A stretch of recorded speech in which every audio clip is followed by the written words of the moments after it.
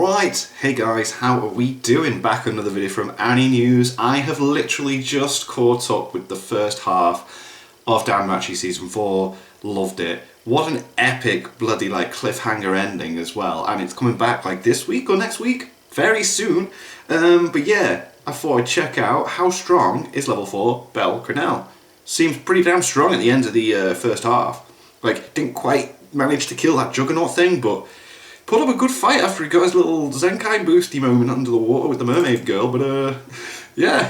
Wow, sounds bad if you have no idea what's going on in that, doesn't it? But yeah, let's check it out. How strong is level 4 It was 2 years ago, Belle back Cranel? at the beginning of Season 3, that Belle was only just getting into the middle ranks of level 3. Okay. Fast forward now to halfway through Season 4, and Belle's already steadily making his way through the next level. Yeah, he is. Which, in terms of actual time within the story, is only 2 months after his progression to level 3, and Damn. a total of 4 months since his first encounter with Eyes. Yeah. Less than half a year has passed since Belle first And started. he has made so much progress in that time. So, since my last video only covered Belle's power up to the end of Season 2, Okay. I think it's time we take another look at how strong he's gotten since. Alright. Not only by examining the exact numbers behind his level 4 attributes, but also through his new Argo Vesta ability and his Hakugen knife. First things first though, let's quickly recap That how the Argo Vesta is so sick. I mean, DanMachi is after all one of the charge long a enough. genuinely interesting progression system. Plus, with the last video having been 2 years ago, God, I wouldn't how long be ago surprised it's if a been? lot of you forgot the specifics of how Crazy. it worked anyway. So, as I've said before, the whole ability to level up, gain experience, and subsequently grow stronger all stems from the Valna. Yeah. The magical Hang on, blessing it's back. every Yeah. adventurer receives when they join a familia. As for how it works, well, this is the medium that allows them to receive portions of their god's divine power, imbuing them with small amounts of arcanum, as well as placing Magical them at the powers the starting gods point of possess, level yes. 1. It's once there that any adventurer can start gaining Excelia to level up, and this is the XP that comes from doing anything related to the following attributes. Strength, With these endurance, 5 dexterity, fundamental agility, areas being ranked magic. from I to S, a fresh adventurer will start at the rank of I0, then go up a ladder for every 100 points they gain until the max of S999. When it Then, comes to but the you actual can process of go leveling, up a level well, without that being doesn't 999 so and much everything, rely can on you? reaching the S rank in every attribute, but Yeah. instead stems from the accomplishment of something spectacular. It's a feat so amazing for their current level that not only does it overload their Valna with Excelia, but it also impresses the gods around them. Yeah, it That, does. with a combination of stats Belle's between impressing 100 and everybody. 800 is usually enough Jesus. to make it to the next level.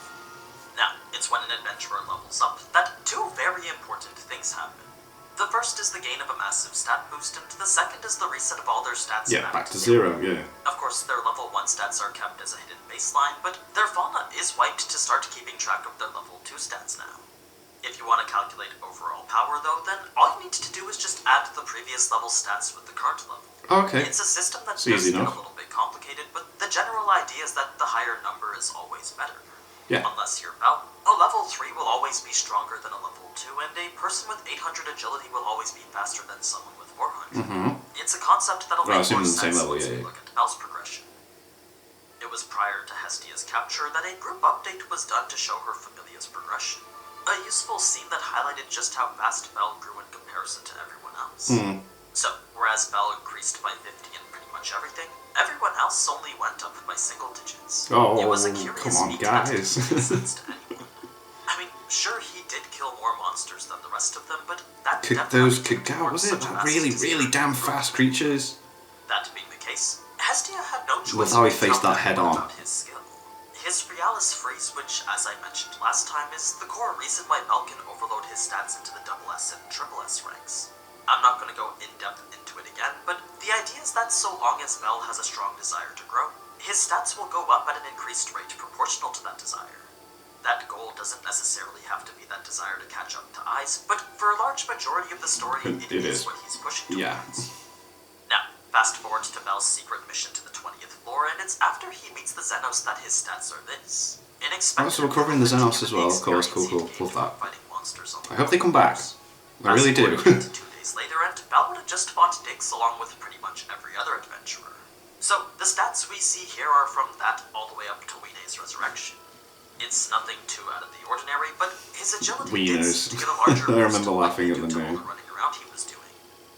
Now, where we start to see those significant improvements is first after his initial fight with Ice, then even more so after his second fight with Asterios. Oh god, yeah. If we focus first on Ice though, it was this heated battle with the one he admired most that thoroughly strengthened his desire to catch up to her. Combine that with his brand new goal of saving Wiener, and this single encounter was enough to boost his stats all the way up to the S ranks. You see, it was likely that these two goals, which both required him to become stronger, had further increased his enhanced growth rate beyond what it previously was, resulting in this massive improvement we've only ever seen once before. If you consider that the previous time was during the days he spent training with Ice directly, though, then it makes sense that a true battle with her would do the same. So, like an actual fight, yeah. Definitely. Left Bell with everything S or higher except for magic. The fight that overloaded them and made him ready for his level up was the even more intense battle with Asterios. You see, when you consider how Bell had gone toe-to-toe against a monster who's practically level 7, it makes sense his stats would jump up to the double S and triple S ranks. They were actually the highest they'd ever been prior to any level up. So, with any one of these... I'm just constantly having flashbacks to that as well. Bell had practically gone from mid-level 3 to level 4. Constantly gaining, like, I need to be it was a truly astonishing accomplishment as strong as this guy. Just about anyone. Especially since gaining Excelia gets exponentially harder the higher the level you are. Now, to put into context just how ridiculous these numbers are, let's do a little comparison with a more average adventurer. Okay. For any person who's a competent adventurer, the general area you want to be before leveling is most, if not all, stats between 500 and 800. Unless you're a top-tier adventurer in, say, the Loki Familia, then it's very unlikely you'll keep grinding to the A or S rank. I mean, why waste time putting so much effort into such marginal return when you can instead just level up right away and get an immediate power boost? That was the general idea that most adventurers ran with. So, if we use an adventurer who got all their stats to around 650 before leveling, then that would give the average level 3A total of around 1950 per attribute. Compare that to Bell's maxed out stats before reaching level 4, his strength and dexterity would be 300 points higher, his endurance over 1200 points higher, so on screen's his correct, agility a massive 2300 points higher, then his magic only 1000 points higher. It's an absurd gap in power that makes him incomparable to any other That's madness, cool, love it. Even if our hypothetical adventurer was to level up to level 4, it's fairly likely the boost in power he received from it still wouldn't be enough to surpass Bell's level 3 power. Right. Like, even if the boost from level 3 to level 4 added the max amount of points to each attribute, Bell's level 3 numbers would still be higher. Of course, there's no way to know for sure if this is true, but time and time again we've seen Bell hold his own against adventurers a higher level than him. He has. So, if our hypothetical adventurer was to try and catch up to this level 3 Not Bell, happening then at the very anytime least he soon. needs to level up twice to face him. That's just how OP Bell is. It's amazing, I love it. Once again, though, I love how it makes sense. There's, like, it's mathematically there. It's so cool. Some specialized weapons, and that's when you really start getting into his true capabilities. Like, take for example his Firebolt magic. As a type of magic which can be cast instantly, Bell has relied on this numerous times over to get out of a tough situation. And it was after having reached level 4 that both its firepower and speed were significantly boosted. So, it's not just his attributes that grow with his Realis free skill, but also the abilities Season 4 power, it's so good. I can't wait for it to come. Next.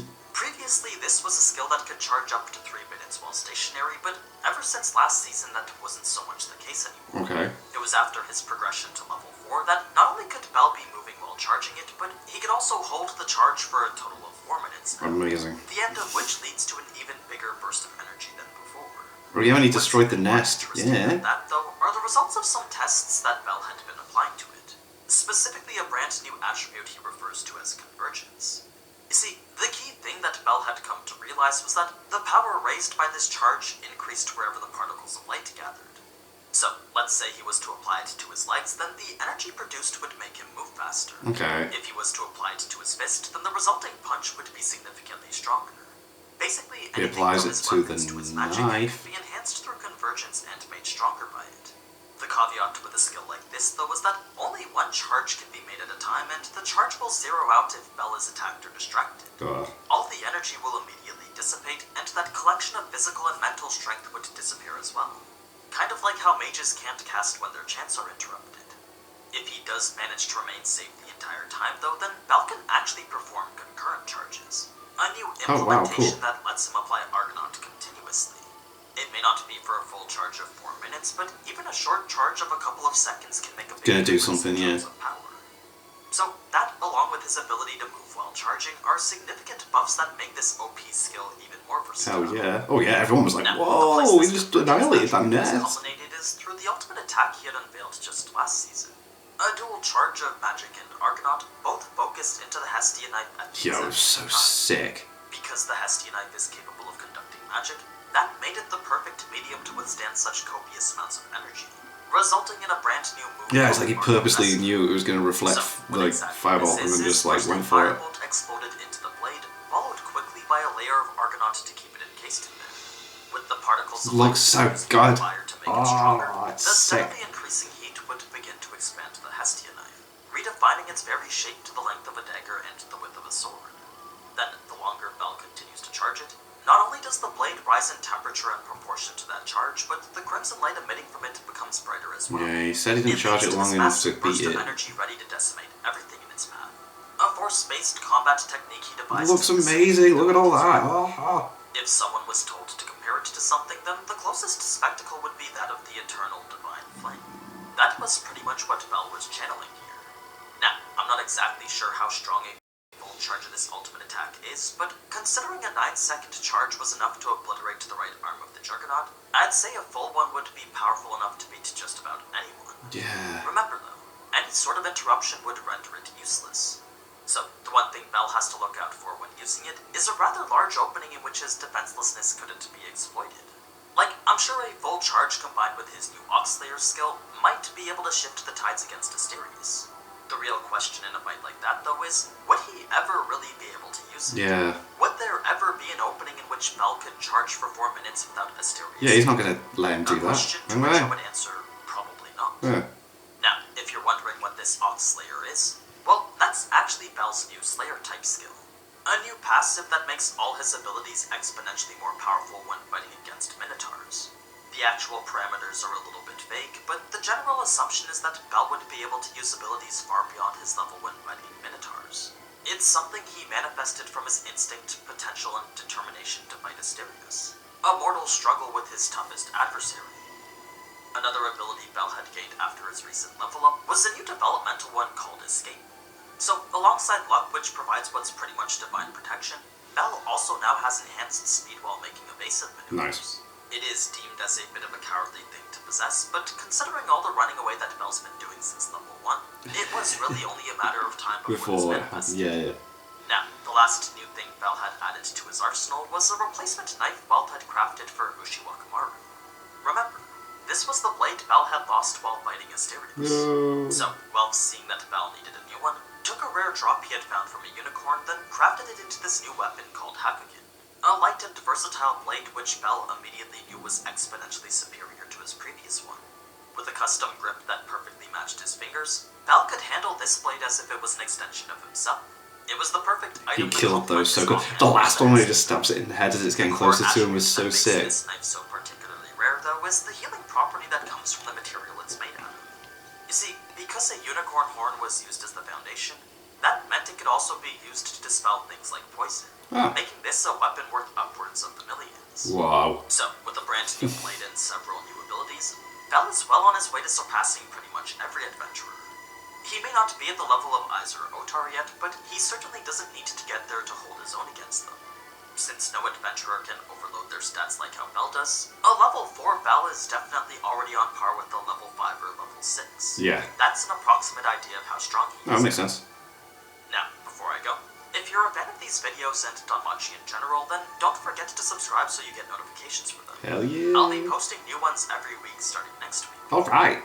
But anyway, as always, thank you so much for I caught up watching. just in If you time. enjoyed this Alright. type of anime content, then you already know what to do. So, until next time. Ciao.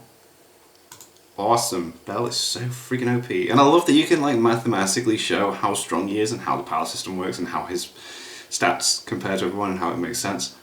So good. There's not many like series that do that. Like Dragon Ball had power levels up to a point. So yeah, class, and I'm really looking forward to carrying on DanMachi, and I'll be checking out the videos as AniNews uploads them. So that's cool. And thank you to my patrons. If you want to have your name at the end of every video I upload, links in the description to the Patreon page, $1 a month is all I support the channel. It's greatly appreciated. Thank you guys for that. Thank you all for watching. What do you guys think of that? What do you guys think of this? Click like, subscribe if you want to read. Leave comments down below. Let me know what I should watch and discuss in future videos. I'll see you guys, or you guys, next time.